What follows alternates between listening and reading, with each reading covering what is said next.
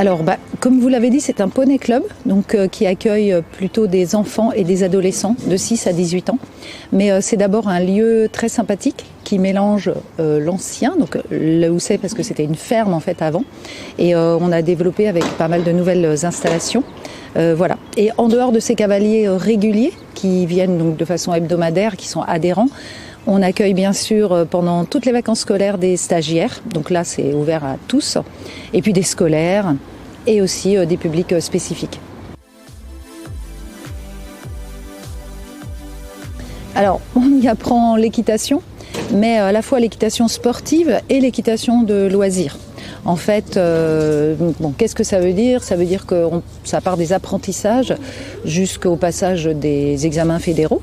Et on a une équipe compétition, mais avant tout, la plupart de nos élèves viennent pour se faire plaisir.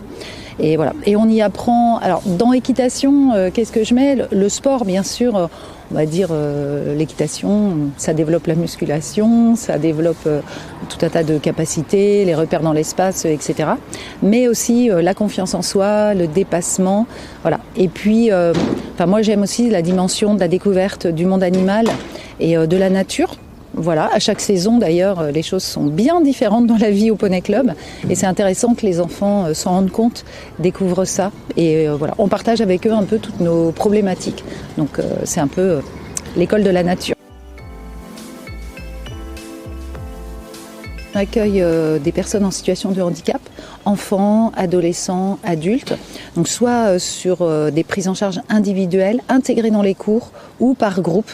Voilà. Et également, on fait des projets des projets qu'on appelle sociaux.